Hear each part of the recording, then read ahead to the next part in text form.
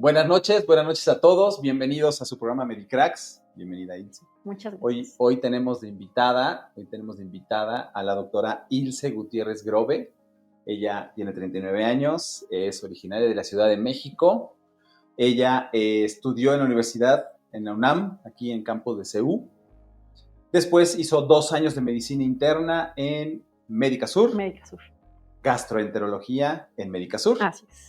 Posteriormente, el alta especialidad en enfermedad inflamatoria intestinal. ¿Sí existe? Sí existe. Sí existe el alta especialidad. Después, 2 años de endoscopía en nutrición. Médica Médica Sur. Sur. Ok, perfecto. Y ahorita estás haciendo cápsula endoscópica. Y enteroscopía en nutrición. Enteroscopía en nutrición. Un crack. La doctora Ilse es un crack en crecimiento. Ilse, bienvenida a tu casa, bienvenida a nuestro programa Medicracks. La verdad es que nosotros apreciamos muchísimo el hecho de que hayas aceptado venir, y más porque estás especializada en un área súper específica. Hay pocos egresados y poca gente experta en el área de enfermedad inflamatoria intestinal, a tal grado de que el simple hecho de hacer el curso de alta especialidad en inflamatorio intestinal te hace un crack. Y este es un programa de cracks, de Medicracks. Sin embargo, pues como decimos en este programa, no todo es medicina. Así es. Y entonces, de inicio, pues cuéntanos tus hobbies, bienvenida y cuéntanos tus hobbies. Muchas gracias por la invitación y pues estoy muy contenta de estar aquí con ustedes y contarles todo lo que me gusta. Pues lo que más me gusta es leer, eso es lo que más me gusta. Desde niña me encanta leer de todo. Ahora leo desde páginas de internet, leo libros ahora también de política, que me encanta ahora, novelas, siempre me ha gustado leer un montón. A veces tenía mi librero así o mi buró lleno de 5 libros, porque además soy un poco distraída y entonces empiezo uno, no lo acabo, empiezo otro y así, y luego ya los voy acabando, ¿no? Como que nunca acabo uno, pero luego ya acabo 10 juntos. Entonces me encanta leer, me encanta cocinar también, creo que soy buena, creo que ese es mi mayor talento, cocinar. Y pues nada, me gusta hacer ejercicio. Últimamente no he hecho tanto ejercicio, pero me gusta mucho hacer ejercicio. Muy bien. Entrando al tema de los libros, yo sé que al ser una lectora empedernida, como muchos, es muy difícil escoger, ¿no? En la preentrevista, ¿no? ¿Cuál es el libro que ha marcado tu vida? Porque hay etapas incluso, ¿no? Pero sí. el último libro que tú hayas dicho, me ha marcado. Yo creo, me costó. ¿Y por qué? Perdón. Claro, me costó como mucho trabajo justo escoger cuál me había marcado, porque creo que también justo depende de la etapa de tu vida, ¿no? Y en algún momento te gustan las novelas, y en algún momento las novelas románticas, y en algún momento la política. Últimamente he estado leyendo todos estos documentales de Anabel Hernández, ya saben de qué tema y todo esto. Pero uno que creo que me ha marcado últimamente, porque tuve pues un episodio, yo creo que empezó después de la pandemia, de ansiedad y un poco crisis de pánico que nunca me habían dado, es uno que se llama Cuestión de Límites.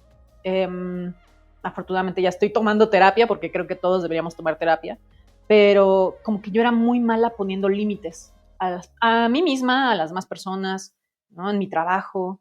Entonces es un libro de pues, superación personal, de autoayuda, que siempre cuando era niña decía, ay, los libros de autoayuda, ¿no? Pero pues cuando eres niño, ¿qué libro de autoayuda necesitas, no? Ninguno. O sea, entonces los mal juzgas. Ya cuando llegas a los 40 años dices, ay, sí, como que sí necesito un poquito de autoayuda.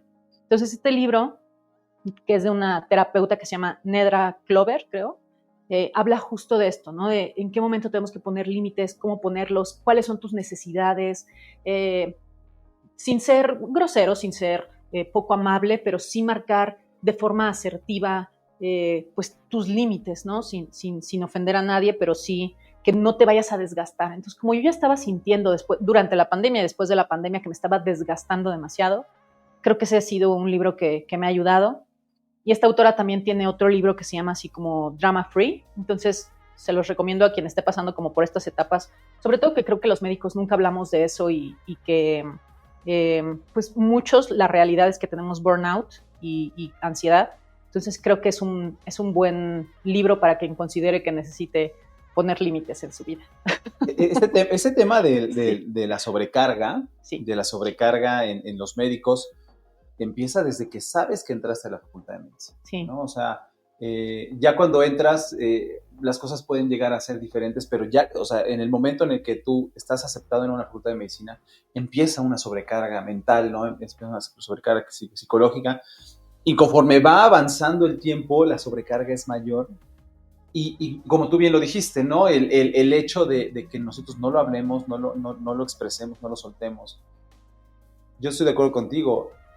Si bien no toda la población, está demostrado que sí, todos los médicos debemos tener un apoyo de terapia, ¿no? Porque si no, de repente viene el burnout. Sí. Todos los invitados que hemos tenido en este programa, y ahorita tú nos han dicho que han caído en alguna forma de sobrecarga, de burnout, de crisis, ¿no? Entonces es un buen consejo y bueno, son excelentes libros que nos recomienda Ilse. Exacto. Pasando al tema de frase, ¿no? Otro tema importantísimo.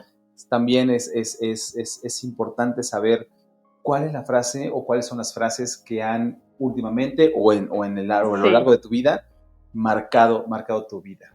Sí, justo también esa pregunta me costó un poco de trabajo porque siempre, ¿no? Siempre hay frases y siempre repites o cosas así cuando estás platicando, que era lo que decíamos, que no, de pronto vienen y las dices y cosas así, pero ya decir una frase que me haya marcado, como que no lo pensaba, pero afortunadamente en el camino hacia acá recordé esta frase o la escuché, esta que dice, las ganancias no se obtienen de la venta ni de la compra, sino de la espera, ¿no?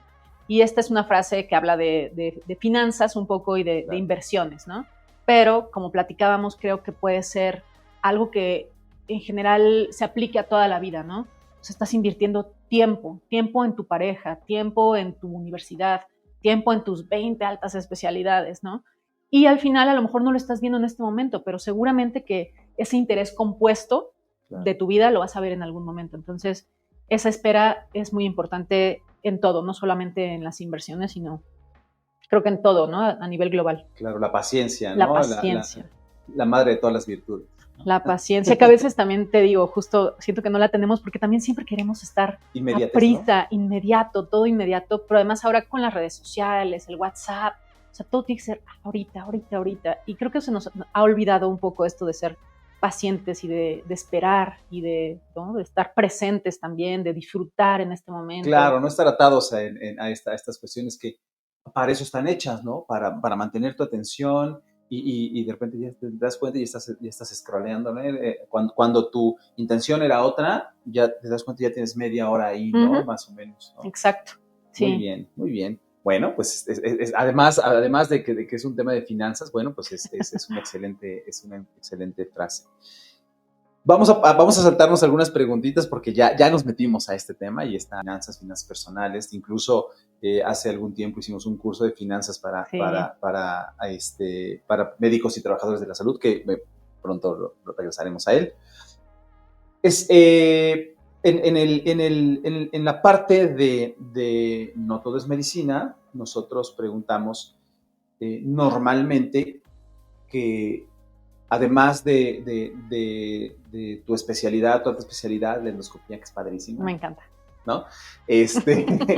¿Qué actividades no médicas remuneradas tienes o planeas tener en corto o mediano plazo? Sí, pues no tengo ninguna. La única que se me ocurrió en el momento que estaba pensando en todas estas preguntas fue cuando vendía en la preparatoria como estos enjambres de chocolate con cereal. Esa fue mi única actividad no médica remunerada, pero ahorita lo que estamos haciendo es, hemos adquirido un departamento que estamos rentando en la zona de hospitales, acabamos de comprar una casa que tiene muchas habitaciones y pensamos rentar a médicos residentes o médicos que estén rotando.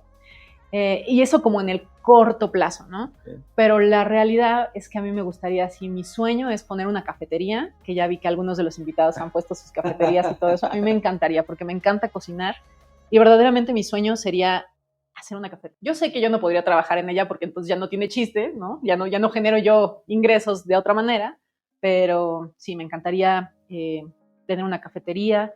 Me gusta mucho el mundo del vino, entonces también como meterlo un poco a eso, hacer catas, hacer cajas de vino y de maridaje y cosas así. Las degustaciones están increíbles actualmente, ¿no? Están de moda, muy buenas además. Y también me gustan mucho las inversiones, pues, ¿no? No puedo invertir en la bolsa porque mi régimen fiscal no me lo permite, pero me gusta, pues, informarme. Tengo algunas cositas en CETES, tengo algunas también inversiones en criptomonedas que me gustan mucho.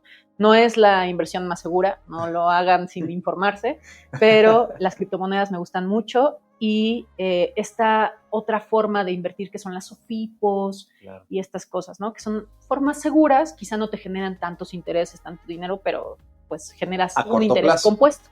Lo que ya decíamos, hay que esperar. A corto plazo, ¿no? La verdad es que justo este tema de la información de las finanzas personales fue que nosotros decidimos hacer este curso, porque a los médicos no nos enseñan eso. Salimos de la prepa es así, ¿no? Sí. O el bachillerato es así, y después entras directamente a medicina y entras a la especialidad para quienes tuvimos la oportunidad de hacerlo, y después sigue enfermedad inflamatoria, endoscopía, cápsula, y de repente dices, ok, pero ¿qué voy a hacer con esto que me ingrese, ¿no? Porque de repente, exacto, bueno, nos pasa de repente como los boxeadores, ¿no? Lo pierdes, ¿no? No sabes qué hacer con él, ¿no? Exacto. Y empezando desde cómo cobro, ¿no? O sea, la gente a lo mejor pensará que estudiamos medicina para enriquecernos, la realidad es que no. Pero además, pues hay precios de todo, ¿no? Entonces, pues no necesariamente sabe uno cómo cobrar, a lo mejor unos exageran al principio, a lo mejor unos nunca valoran su trabajo y entonces cobran muy bajo, ¿no? Que tampoco eso es muy bueno, porque pues hay que valorar todo lo que uno estudió. Y pues eso, desde ahí, y siempre el problema a veces en México, o yo creo que en general, es que el dinero es un tabú, ¿no? Y no se habla de dinero, y no está mal hablar de dinero, hay que hablar de dinero también, ¿no? Es bueno hablar de dinero. Sí, es necesario. Lo decíamos en alguna entrevista que tuvimos con Edel, saludos Edel, de Permanencias Voluntarias, el hecho de las finanzas personales, el tabú que había en México, que decía en la mesa no se habla de dinero.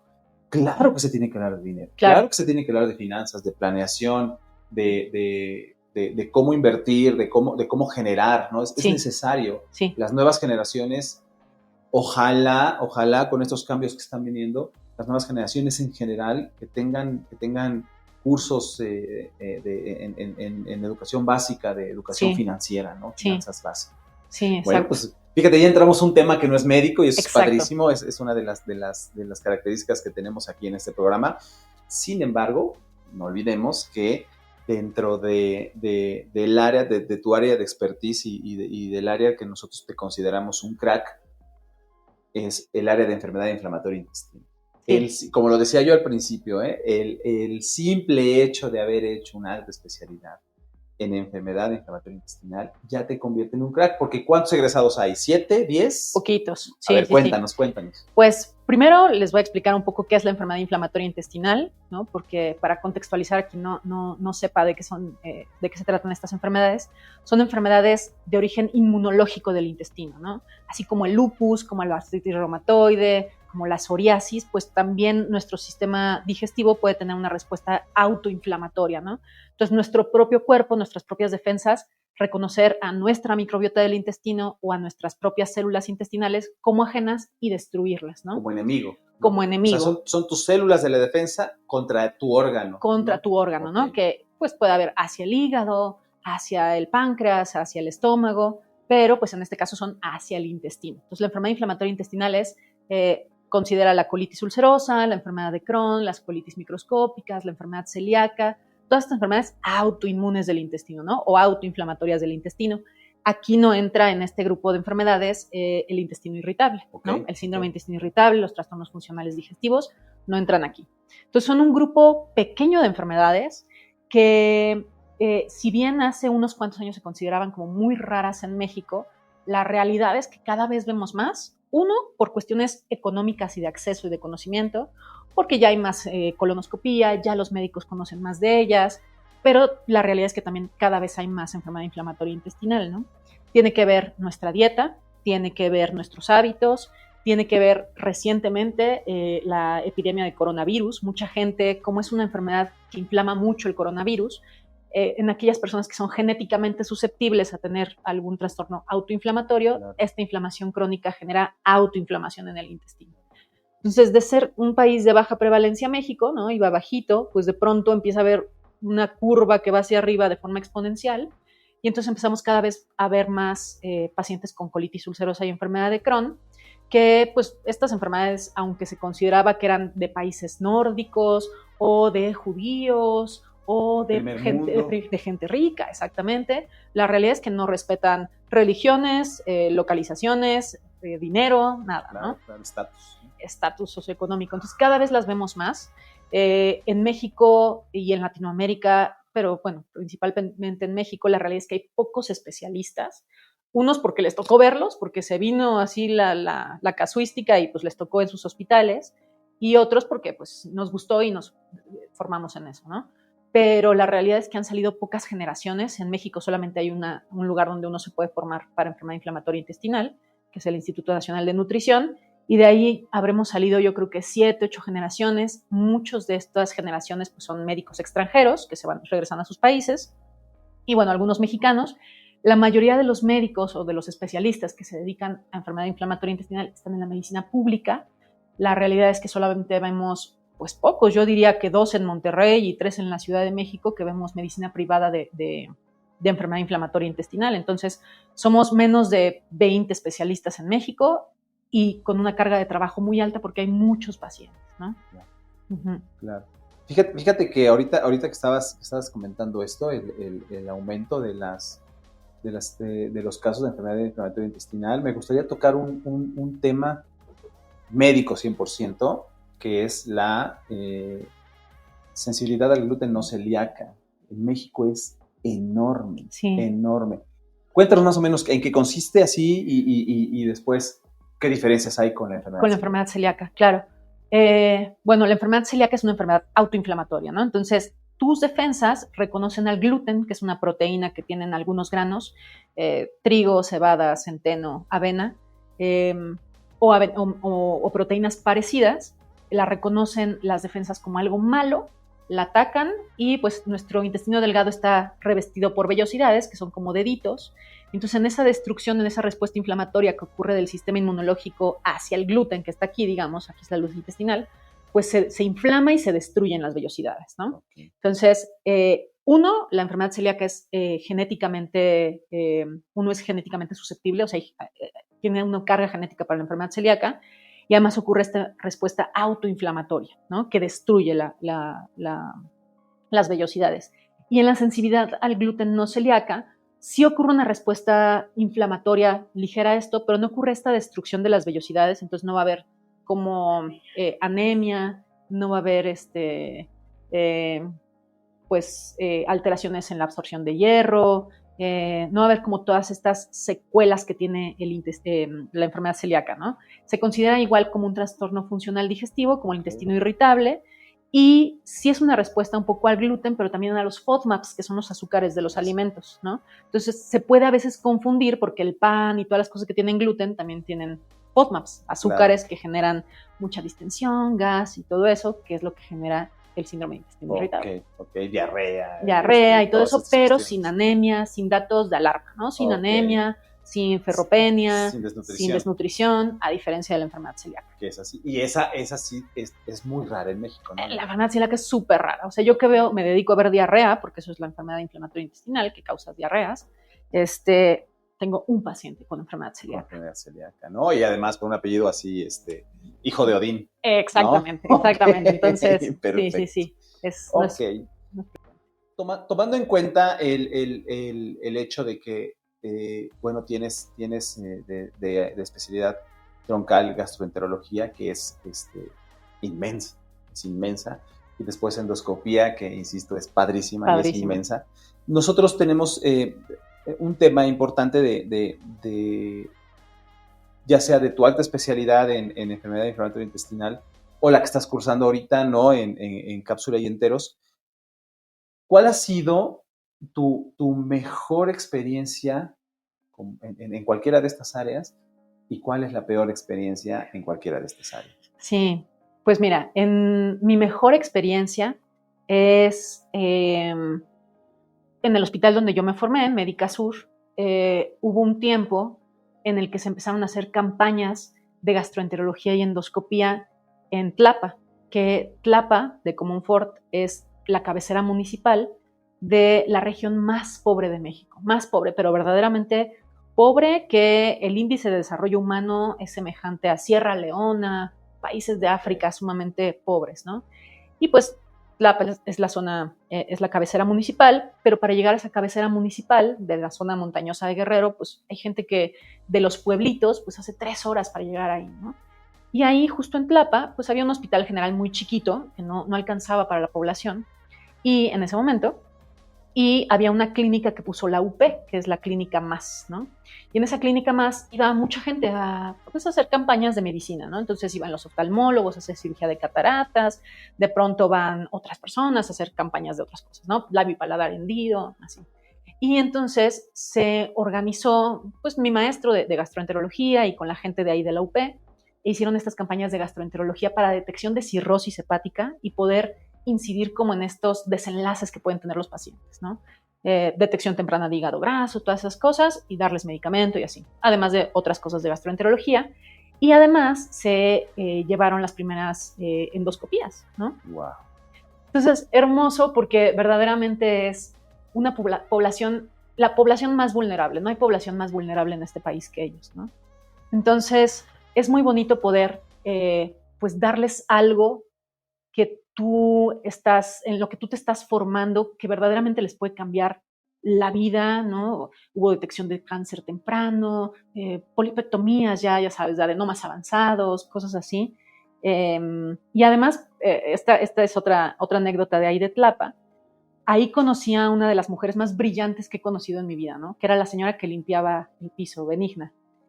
Ella hablaba mixteco, zapoteco, español.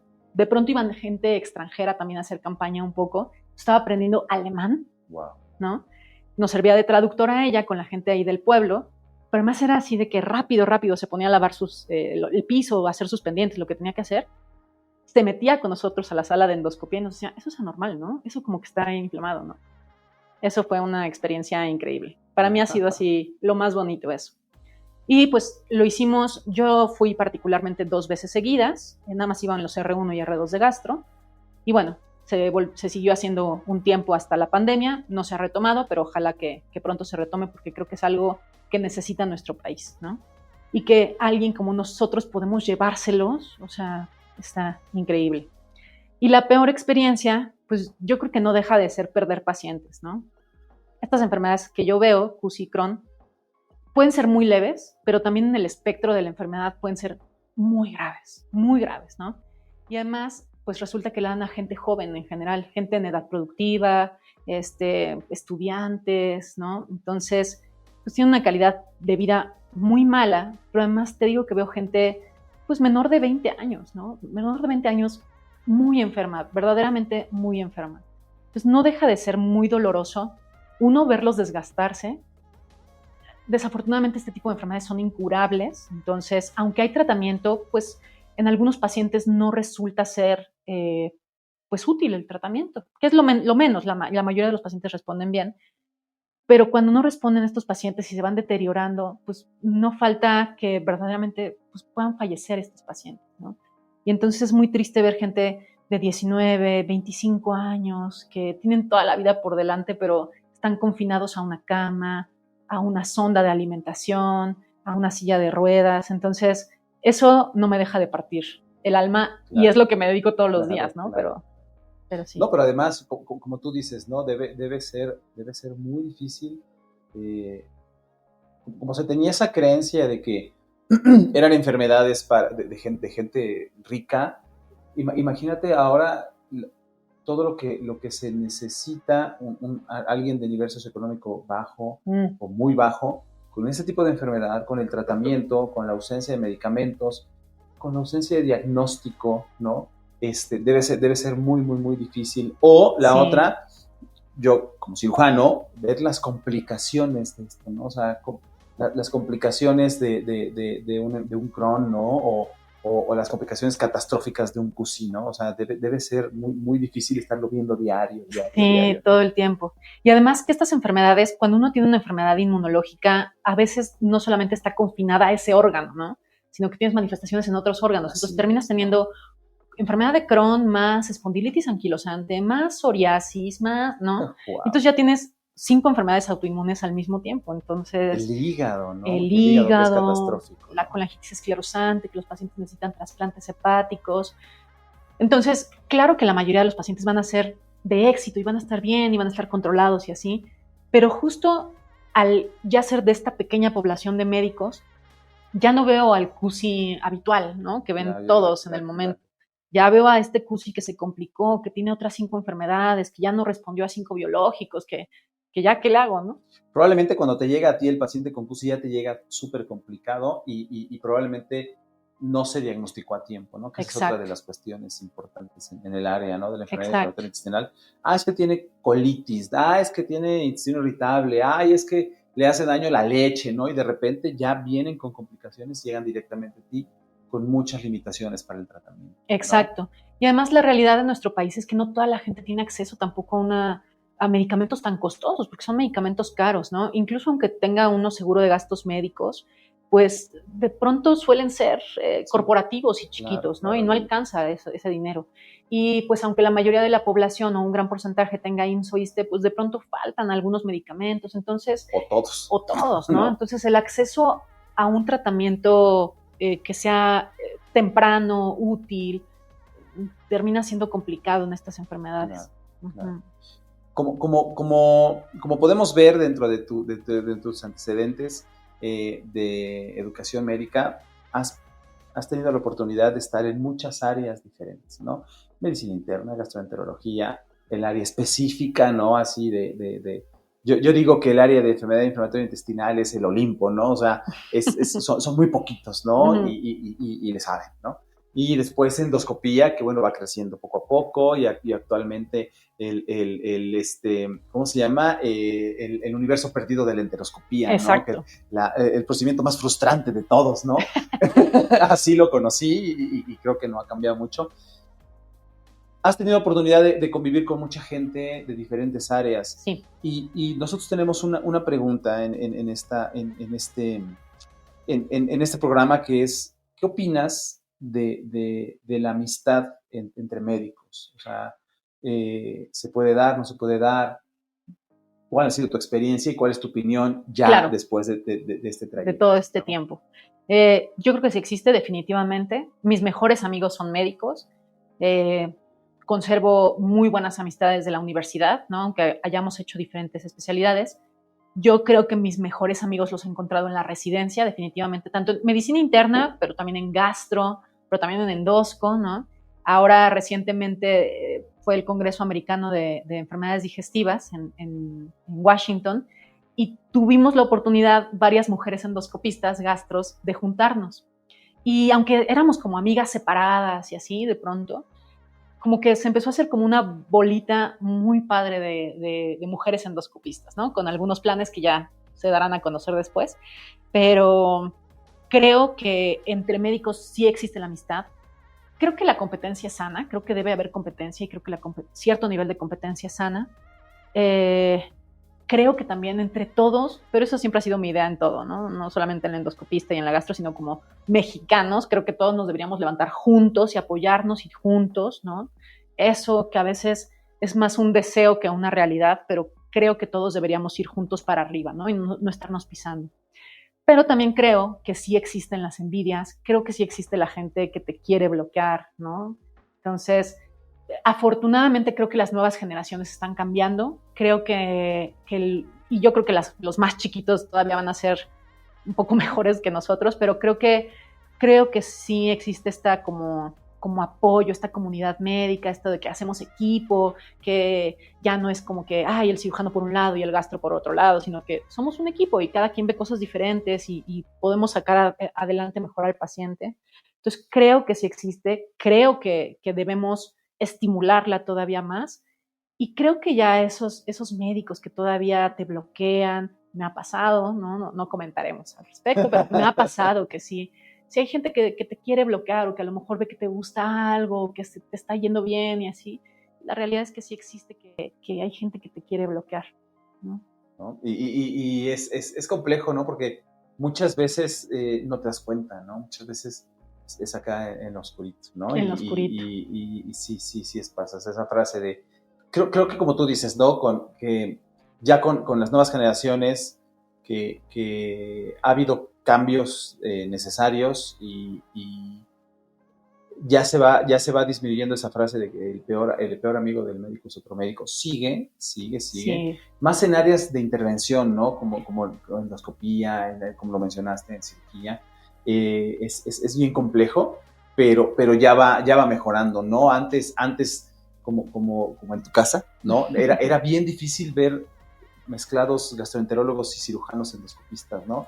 Y ya nos dimos cuenta que no, que sí se puede, ¿no? Sí que sí se puede, que cada quien en su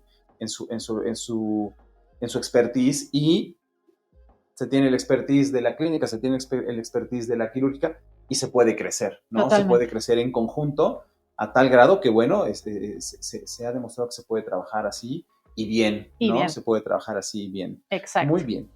Excelente. Fíjate que otro de los temas que nosotros platicamos y que me gustaría mucho saber, más que nada porque hemos tenido muchos invitados quirúrgicos, ¿no? En este caso es clínica, con mucho de intervención por endoscopía, claro. Muchísimo de intervención por endoscopía, que, como se dijo hace 40 años, la endoscopía es y seguirá siendo el área de la medicina con mayor evolución, ¿no? Así es. Así, o sea, el área en todos los aspectos, ¿no? Endovascular, endocerebral, todo. La endoscopía creo que vino y va a seguir revolucionando la medicina. Tú sabiendo que la medicina va evolucionando y que nosotros vamos perdiendo capacidades, ¿cómo a tus 39 años actuales, cómo te ves en 20 años, a los 59, 60 años? Uy, en 20 años me veo disfrutando, con libertad financiera. Sí me veo dando consulta, o sea, me gusta mucho lo que hago, ¿no? La realidad es que también trabajo demasiado, ¿no? Trabajo demasiado porque, digo, afortunadamente hago procedimientos, ¿no? Que a final de cuentas, pues eso tiene una mejor remuneración que estar sentado dando consulta. Esa es la realidad, ¿no? Lo que se me va a acabar más pronto es el procedimiento, seguramente, ¿no? Entonces ahorita hay que aprovechar porque además a mis 39 años sigo haciendo especialidades y ya hay que trabajar, ¿no? Pero me gustaría seguir dando consulta, definitivamente, menos, ya con una libertad financiera que me permita disfrutarlo más, ya no tener horarios tan matados, ¿no? Eso. Ya hacerlo por gusto y ya no por necesidad. Ya hacerlo por gusto y no por necesidad, exacto. Sí me gustaría seguir haciendo endoscopías, definitivamente, aunque yo creo que me gustaría más estar del lado de la academia, ¿sabes?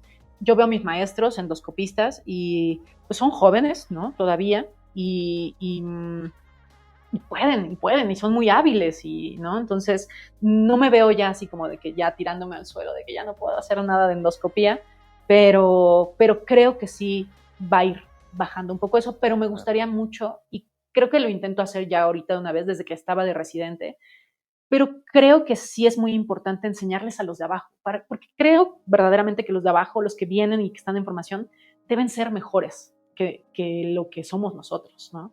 Y que ahí lo importante es que tú como experto, tú como crack, tú les enseñes a ser mejor, ¿no? Y tú los inspires para que sean mejores. Entonces, o sea, no solo técnicamente ni académicamente, sino en todos los aspectos. En todos los aspectos. Como persona, ¿no? Ser como un mentor, ¿no? Mentor. Que no hay tantos mentores, o sea, siempre en Estados Unidos y sale que el mentor y no sé qué, el mentor y ¿no? Pero es difícil generar un programa así de mentorías en México, todavía, porque creo que todavía existe esta creencia de que los médicos no podemos ayudar a otros médicos, ¿no? Sí, es complejo.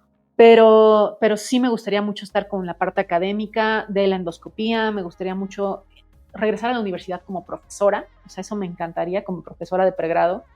El otro día no sé con quién platicaba, pero pues creo que con mi maestro de enteros, justamente, que yo no recordaba a alguno de mis maestros de pregrado que verdaderamente me hubiera inspirado, ¿sabes? O sea, como que pasé los primeros 2 años de la medicina leyendo y aprendiendo y haciendo exámenes y a ver qué se me pegaba. Macheteando, como le dicen, ¿no? Y estaba en un grupo teóricamente bueno de la universidad, ¿no? Pero yo no recuerdo que alguien me haya inspirado cuando yo era estudiante de pregrado. ya pasó cuando pasé a las clínicas y a los hospitales y me gustó la gastro y la endoscopía, ahí ya hubo gente que me inspiró, ¿no? Pero creo que puedes inspirar a los chiquitos, a los médicos en formación desde chiquitos, ¿no? Que no tienen que pasar hasta que llegan al internado y se dan cuenta de que, ay, no me gustó la medicina. La realidad, ¿no? Exacto, entonces a mí me gustaría mucho eso. La enseñanza, la enseñanza. Pero además, el hecho de que las generaciones van cambiando y la enseñanza ya cambió, algunas cosas para bien, otras cosas hay que pulirlas más, ¿no? Pero creo que la enseñanza que en algún punto nos tocó vivir, dura, ¿no? Enseñanza dura, ya está mejorando, ¿no? Ya está mejorando, ya está evolucionando, sí, como todo, ¿no? Como la vida tiene que evolucionar, tiene que con ciertos límites, pero tiene que ir por ahí. Sí.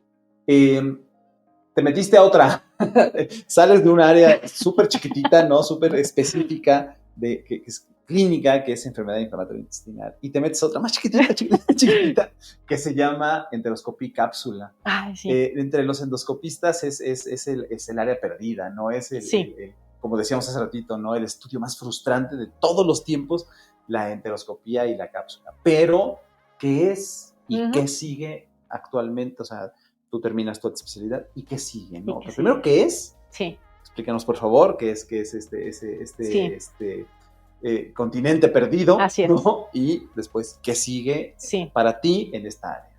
Es que justo el problema antes era que pues la endoscopía digestiva superior llegaba hasta cierto límite de arriba, la colonoscopía hasta cierto límite de abajo, y el intestino delgado era justo un terreno ciego, porque se creía que no era tan importante el intestino delgado, ¿no? Entonces, pues como que estaba ahí, ¿no? Como que ahora, afortunadamente, muchos de los órganos que se consideraban como X ya han tomado relevancia, ¿no? Los músculos, que ya se sabe que tienen un buen de importancia, por ejemplo, en desenlaces en la vejez, en cosas cognitivas, el intestino, que ya sabemos que la microbiota es todo un órgano, ¿no? Entonces, yo soy una apasionada del intestino, como pueden ver. El nuevo cerebro, ¿no? El nuevo cerebro. Entonces, lo que a mí me gusta es el intestino, justamente, ¿no? Por eso hago endoscopía, por eso hice enfermedad inflamatoria intestinal y por eso ahora enteroscopía. Entonces, la enteroscopía y la cápsula endoscópica lo que ven es esos metros de intestino que no se alcanzaban a explorar con la endoscopía y con la colonoscopía, ¿no? Entonces, no es tan antigua, la realidad es que tiene pocos años de que se inventaron los enteroscopios, mucho menos la cápsula endoscópica, más o menos ahí van por los mismos años. Y estos dos estudios, la enteroscopia es mediante un tubo, como el endoscopio y como el colonoscopio, y la cápsula endoscópica es literalmente una cápsula que tiene unas camaritas que van tomando fotos, ¿no? Y se transmiten a través de un cinturón o de unos sensores a un monitor y eso se lee en la computadora. Entonces, eso nos permite ver diferentes padecimientos del intestino delgado que sí existen y que antes no se les daba tanta importancia. Por ejemplo, muchos casos de anemia por deficiencia de hierro, ¿no? Que no se encontraba nada arriba, que no se encontraba nada abajo. Bueno, quién sabe, han de ser ginecológicas, ¿no? Claro. Y un gran porcentaje es del intestino delgado, esa es la realidad, ¿no? Síndromes polipósicos que afectan el intestino delgado y que pues hay que quitarles los pólipos a los pacientes porque si no les da cáncer o les dan intususcepciones, obstrucciones, ¿no? La enfermedad de Crohn, que también puede aparecer en el intestino delgado. Entonces, sí, es una parte así chiquitita de la endoscopía. Úlceras, ¿no? Úlceras por medicamentos, ¿no? Úlceras por medicamentos, un montón de padecimientos autoinmunes también en el intestino delgado. Entonces, es una rama muy, muy, muy pequeñita de la endoscopía. Y yo siempre pienso que los endoscopistas nos gusta ser muy resolutivos, porque supongo que también tiene algo de quirúrgico, ¿no? Entonces, por eso es como la endoscopía rápida, quitas pólipos, tratas, tal, resuelves, ¿no? En el intestino delgado también, o sea, porque sí se trata de quitar igual pólipos y esas cosas, pero como que la endoscopía es rápida, ¿no? Aunque sí tiene ciertos criterios de tiempo y todo eso, pero es rápida. La enteroscopía siento que tienes que ser sumamente paciente. Paciente porque te puedes llevar 3 horas revisando el intestino delgado con enteroscopía, una partecita, al siguiente procedimiento revisas por abajo, otras 3 horas, o luego la cápsula endoscópica y estás leyéndola ahí durante 1 hora si bien te va, ¿no? Entonces, a mí me gusta mucho porque me concentro, porque además soy muy paciente, entonces yo sí le tengo mucha paciencia al endoscopio y porque me encanta el intestino, ¿no? Entonces, claro. Pero es así, una parte chiquita de la endoscopia. Pero además son procedimientos muy meticulosos, ¿no? Muy o sea, meticulosos. Tienes que ser muy observador, ¿no? O sea, no solo es ver la cantidad de imágenes, ¿no? Exacto. Sino analizarlas, verlas, repetir, ¿no? Y regresar, oye, tengo que encontrar qué está pasando aquí, ¿no? Y otra cosa que también yo creo que va a haber más en el futuro, hay mucha cirugía bariátrica, ¿no? Mucho bypass, entonces, o mucha cirugía por lesión de vía biliar también, ¿no? Y eso altera la anatomía del intestino delgado. Entonces, por ejemplo, acceder a una vía biliar, hacer una CEPRE, pues cambia con la anatomía modificada, el estómago nativo, ahí olvidado. Dejado, ¿no? El otro día llegué por abajo, entonces fue maravilloso en una anatomía modificada. Pero también algo que he descubierto es que me encanta la enterocepre, ¿no? Claro. Que pues, no hay muchas, pero es muy apasionante también la enterocepre. No, pero además, qué bueno que lo toca. En algún punto, esto de la cirugía bariátrica se convirtió en un boom y me parece que ahora ya es una moda.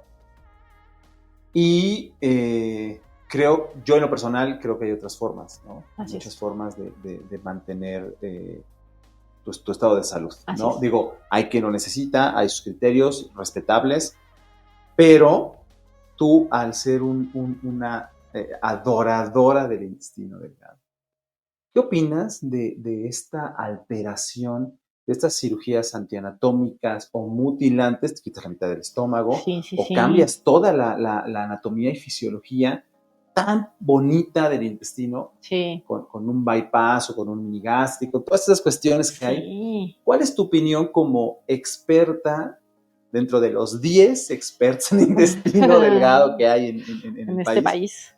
Y en Centro y Sudamérica. ¿Qué opinas de estos procedimientos que invariablemente y sin lugar a dudas alteran la anatomía y la fisiología y el funcionamiento del intestino delgado? Claro. Creo que sí hay indicaciones muy claras en ciertos casos, ¿no? Obesidad mórbida, que difícilmente ya o con un medicamento de los nuevos, de los GLP-1s, o haciendo ejercicios y no se pueden parar de la silla, o sea, va a ser difícil, ¿no? Claro. O sea, sí hay criterios claros, y aún así, aunque sean pacientes obesos mórbidos, tienen que tener cierta capacidad física, digamos, porque pues también pueden tener alteraciones cardiovasculares y todo eso, ¿no? O sea, sí se pone a los pacientes a hacer cierta dieta y todo eso, ¿no?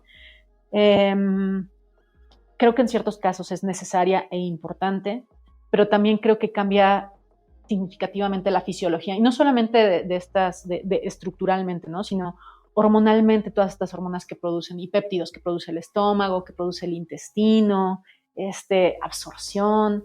Y luego sabemos que en muchos de los procedimientos que son restrictivos y que pues a lo mejor una gastrectomía, cosas así, pues si el paciente no adquiere de todas maneras estas conductas, ¿no? Psicológicas, pero además de alimentación, pero además de ejercicio. Disciplina, pues va a volver a crecer el estómago. Claro. Y hay una gran recaída de obesidad, ¿no?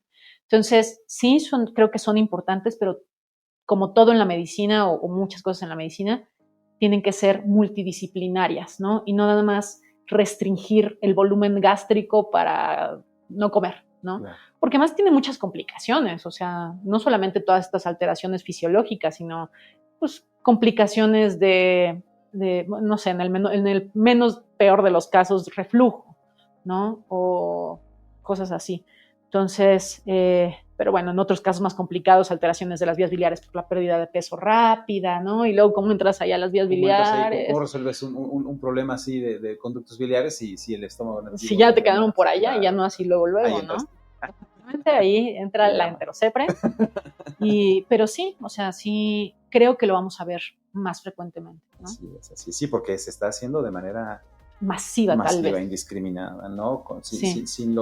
Creo que sin los parámetros, como tú bien mencionaste, ¿no? El protocolo que ya está bien establecido desde hace muchos años, que se debe seguir, sin embargo, bueno, en algún punto creo que nos va a dar un golpe de realidad ese boom, esa moda, ¿no? Este es un programa de cracks, como siempre hemos dicho, es un programa de cracks, y también sabemos perfectamente que todos los cracks tienen mentores, como tú lo dijiste, ¿no? Ya sé la respuesta, envío un saludo, tuve la oportunidad de trabajar con él. Maestro, ¿no? Un crack, un verdadero crack en su área. En tu caso, ¿quién ha sido el Medicrack que ha influido de manera sustancial en tu vida personal y como médico? Claro. El primero, pues es mi papá, definitivamente, que ya lo conocen. Mi papá es cirujano plástico y pues él trabajaba en Pemex, justamente, que de ahí lo conocen, ¿no? Estuvo desde que salió de la residencia prácticamente en Pemex, y más que a la cirugía plástica estética, que sí lo hacía en su medicina privada, pero él se dedicaba a la reconstrucción, ¿no? Y a la microcirugía. Entonces, hacía reconstrucción de mama, de cáncer, hacía cirugía pues reconstructiva del labio y paladar hendido, se iba a estas campañas, ¿no? Que les digo así padrísimas de ir a ayudar a la gente que lo necesita. Y además, pues al estar en Pemex, pues le tocaba ver a los pacientes quemados, ¿no? Entonces, de tiro por viaje estaba así en las plataformas, yendo a rescatar gente, llevándoselos a la terapia intensiva, a Pemex, a la unidad de quemados, y además, pues era profesor universitario, ¿no? Entonces siento que esa es mi mayor inspiración en la medicina, mi papá. Sí me gustaba la cirugía plástica, o sea, sí me gustaba la cirugía, pero cuando entré yo a medicina interna en los años de chiquita, pues en el tercer año, que es cuando rotas en los hospitales, mi primer paciente de hospital fue un paciente con cáncer de páncreas, ya sabes, ictérico, ¿no? Los puntos pancreáticos y tal. Y con tanta clínica que me enamoró, o sea, el primer paciente que vino a un hospital fue de gastro y de ahí ya la gastro me ganó por siempre, ¿no? Siento que de eso tal vez no le encantó a mi papá, como que yo decía, voy a ser cirujana plástica como mi papá, pero pues no pasó, ¿no? Pero él definitivamente fue mi mayor inspiración en la medicina y lo sigue siendo. Y ahorita ya está jubilado, ya no se dedica prácticamente a la medicina, pero pues prácticamente por eso estudia medicina, ¿no? Él iba al kinder por mí, me llevaba a Joco, donde estaba haciendo la residencia y donde luego fue adscrito y luego ya me llevaba a la casa y así. Entonces siempre estuve como que en ese ambiente hospitalario, ¿no? Y pues mi papá es el mayor medicrack que me inspiró, pero pues también tengo muchos maestros de la gastroenterología que me han inspirado, y también este grupo nuevo de mujeres endoscopistas que nos juntamos también me ha sido como muy inspirador para mí, ¿no? Entonces, y bueno, mi maestro actual de intestino, que es muy joven, pero verdaderamente es muy, muy crack también. Entonces, se puede decir nombres, y enviar saludos. Claro, el doctor Eduardo Zamora, que es mi maestro. Pero también un maestro de endoscopía, Fernando Rojas, que yo creo que ha sido mi mejor maestro verdaderamente de toda mi formación, porque además de que es una persona muy hábil, se preocupa por los residentes, está al pendiente, es un gran mentor, ¿no? Entonces, también el doctor es inspirador, el doctor Fernando Rojas. Muy bien, muy bien. Sí. Ilse, el tiempo se nos acaba, desafortunadamente, ten la seguridad de que nosotros te vemos por la calle, los que te conocemos aquí, los que trabajamos contigo, los que te vemos trabajar, y la gente que te conoce te ve y te dice, eres un crack. Muchas gracias por venir, muchas gracias por acompañarnos. Por la invitación. Muchas gracias a todos, nos vemos la próxima.